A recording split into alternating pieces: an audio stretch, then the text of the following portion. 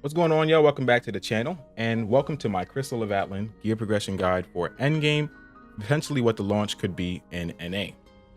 Now, before I go ahead and go over gear progression at all for the Endgame in NA, I want to kind of let you guys know that some of the stuff that you're going to see on the CN side is going to be a little different than the NA side. So there's some things that I've already seen that have been posted on Twitter that are different from from CN to NA, like gear score requirements for some of the Abyss dungeons and everything like that. So I'm not actually exactly sure what's going to change altogether when the game releases, but I do expect a lot of like the mechanics and a lot of what you're essentially doing to farm gear and progress will essentially stay the same when the game does release in NA. So hopping into the equipment menu here, you'll actually have a tab that shows you all the gear and what the progression actually looks like per set. It goes up from level 20, where you're first able to start crafting, all the way to on the CN server level 80, where we're at now on the CN server, as being the cap. On NA, we'll probably have the cap only at level 60, so you'll have access to all these sets here, everything from level 20 up to the first raid set from the Hexa Chest raid. So as you progress through the story and as you get towards level 45, you will start getting a story quest that requests you to start looking at and doing Abyss dungeons. Abyss dungeons are these dungeons here. There's one for level 45, 55, 58, and 60. And these dungeons are what you're going to farm every day to craft your level 55 sets that you'll be using to take into the raid. Now, this first dungeon that you get access to, the level 45 dungeon, is where you'll farm the accessories or the materials for your accessories. These materials are actually not account bound, so you can actually only farm this per character and keep it on a character. However, each run will net you one accessory. You have the level 55 dungeon, which you will go ahead and grab these materials here that you use to craft your gear. So like your headpiece, your chest piece, your gloves, bottom, and shoes.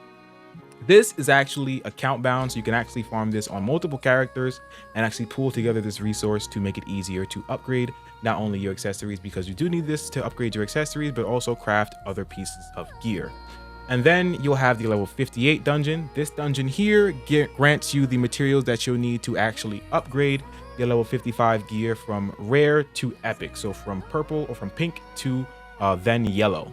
And then you have the last Abyss dungeon that you actually do at level 60 as well. This don't actually drop you any materials that you actually need to craft any gear. It does drop this material that you can use to upgrade your class specific set that drops from your daily dungeon.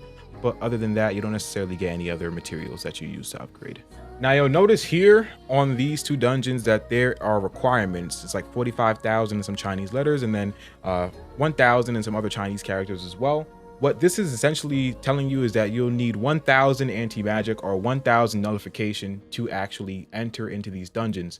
Nullification is a stat that is on all your gear besides your weapon that allows you to tackle harder content inside the game. On these pieces, since I'm level 75, or since these sets are from level 75, this actually gives quite a bit of anti-magic, but on the level 55 set, you'll only be getting about 250 per piece. So if you craft this level 55 set, you're only getting about 250 for a piece until you upgrade it to the epic or yellow version. You'll need to craft this set of gear here or get other pieces of gear to drop from dungeons to get your anti-magic or nullification value as high as possible to go ahead and challenge the harder content or to challenge this Abyss dungeon here. Now in the NA version, I did see a picture that on Twitter that did show that this is not going to be 1,000, it will be 2,000. If that is the case, and it actually is 2,000 that you actually need to clear or enter into that dungeon, you need 2,000 nullification. What you'll need to do is actually craft the full level 55 set to be sure that you actually meet that nullification requirement. And since you guys understand nullification now, let's go over crafting so that you guys can know exactly how long or about how crafting works, so that to know that how long it'll take you to go ahead and get into that Abyss dungeon. So I want to go quickly over each piece of gear and how you get the materials you need to craft that gear. For the weapon, you're essentially going to be looking at this material here. This material drops from elite dungeons being the extra harder version of the story. So you go through the story and then you'll do the elite version of the story, and this is where you'll get these to drop. These drop about 12 to 18 depending on how lucky you are when you actually run the dungeon. But you do need to have your green stamina, so you actually need to make sure that you have your character stamina when doing the dungeons, because if you come here and actually look at the dungeons, you'll notice that you do get the material with the character stamina, but once you go over to account stamina, it does drop out of the drop table. So when you're farming for that for your weapon, you want to make sure that you're using your green stamina. Next, we'll be looking at your gear pieces. I'm referring to your gear pieces as these pieces of gear here on the left side, not your accessories. You have your gear pieces. These are going to use that currency that you've seen from the level 55 version of the Abyss dungeon. By doing that per day, you'll be able to craft one piece of gear from the level 55 gear set. And you also need this certificate here as well to craft each piece of gear. You won't need this for your weapon, but you will need it to craft all your gear and accessories. You can only get one certificate per day. It is character bound, so you can't necessarily swap it over from character to character. And you'll come to this NPC here in the main city and go to his shop, and you'll be able to buy it for 10,000 gold per day. This also is going to apply to your accessories. As I said earlier, you will need a certificate to upgrade your or craft your accessories. And you'll need this material here that you get from the level 45 version of the Abyss dungeon, 16, so about one run per day. You'll be able to craft one accessory per day. Once you craft your accessories, you'll then need to upgrade them from the level 50 version to the level 55 version.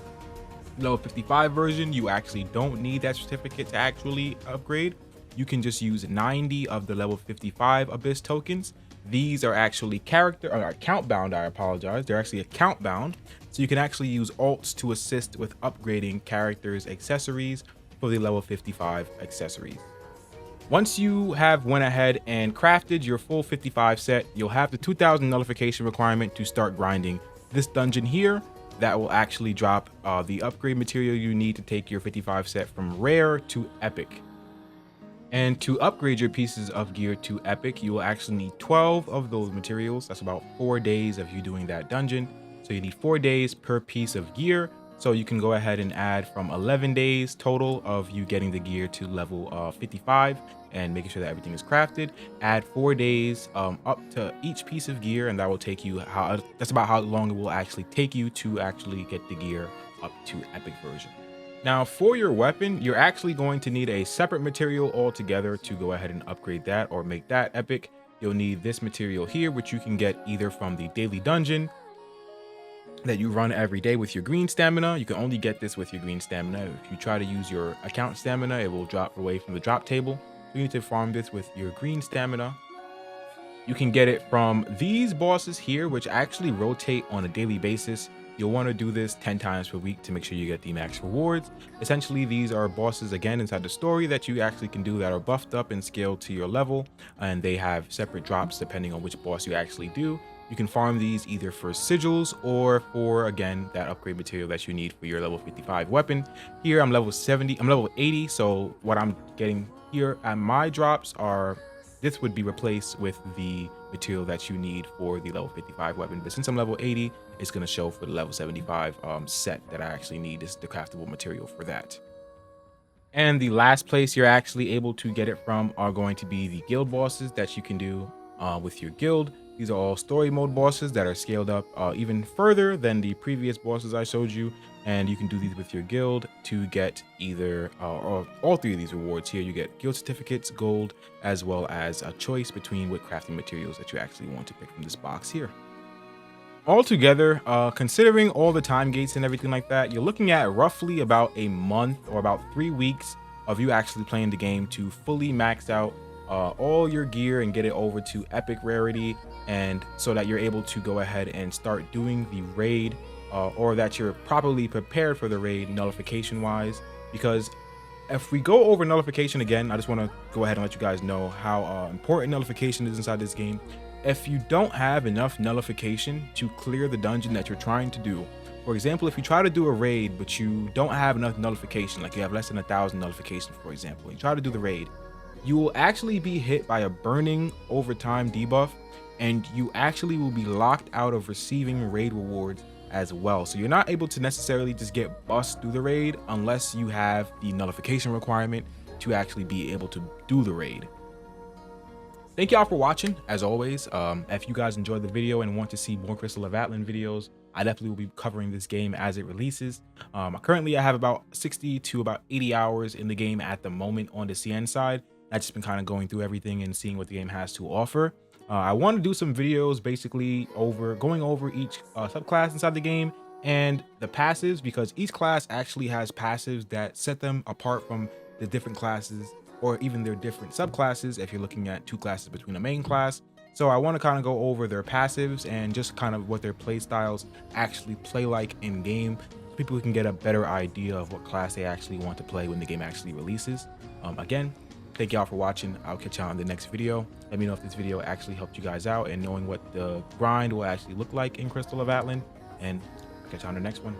Peace.